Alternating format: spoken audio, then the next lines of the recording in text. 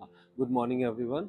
So today we will be checking knit की shirt का sample and उस पे हमें कुछ स्लीव की जो अंडर सीम होता है उसका शेप खराब मिला है, तो हम we will check how the pattern shape was in the pattern, and we will just see and we will rectify the pattern. So we will explain how and how to correct the sleeve under seam straight on the pattern with the dividing seam. ठीक है, तो let's see the pattern.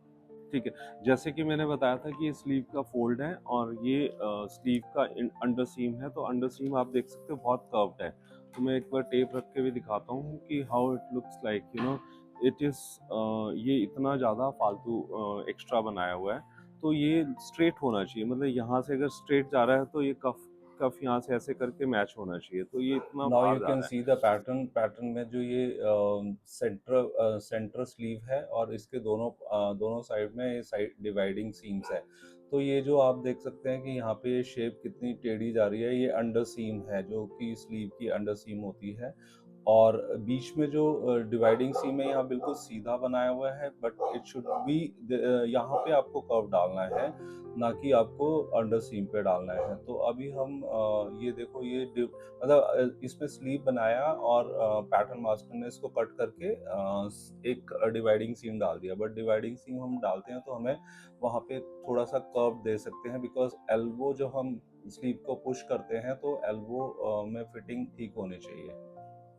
तो सबसे पहले हमें under सीम को straight करना है, आर्मपिट से लेके जहाँ एल्बो का स्पेक है वहाँ पे हम मार्क करेंगे, बिकॉज वहाँ तक हमें उतना शेप चाहिए। और उसको अब आप देखेंगे कि हमने स्ट्रेट कर दिया, काफ़ी ऑलमोस्ट आधा इंच का चेंजेस हुआ है।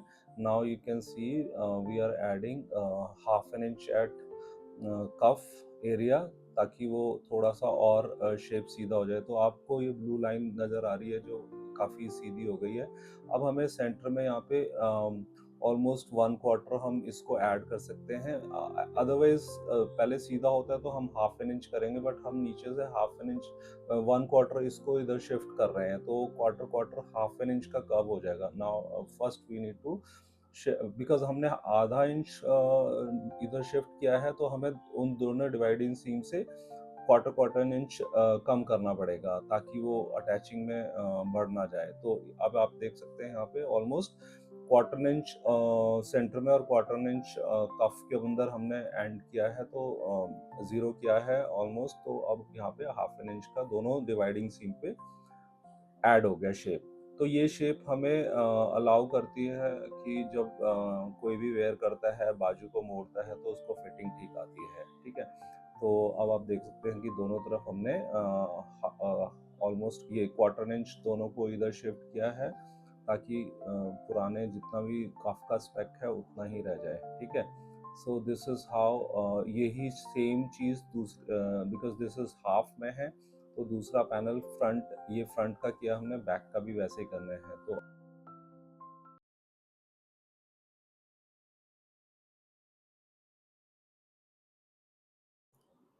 बैक साइड में भी सेम करेक्शंस करके हमारा पैटर्न रेडी हो सकता है।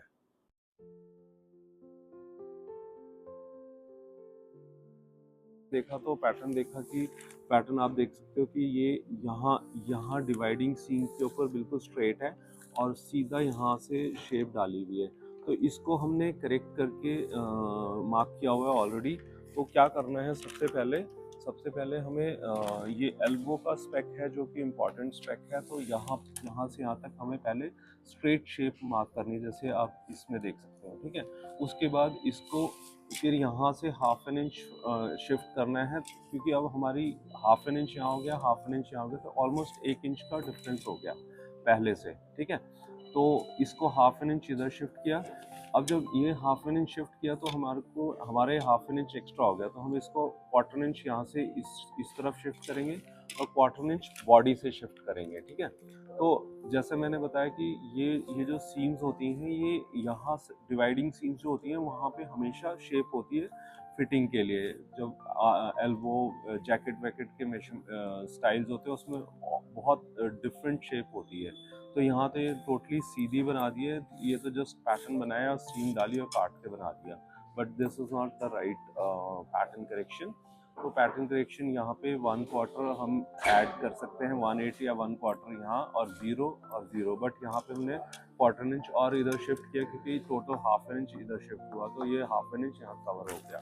सो दिस इज हाउ ये हमारी पैटर्न की करेक्शन दोनों साइड में ऐसे ही होनी है। सो सेम यहाँ से 1/4 कम कर दिया, 1/2 इंच हो गया, और 1/2 इंच ये करके 1 इंच हो गया, ठीक है। तो इसको यहाँ 1/4 हाफ, यहाँ 1/4 हाफ, और यहाँ ये बढ़ाया तो 1 इंच पूरा हो गया, ठीक है।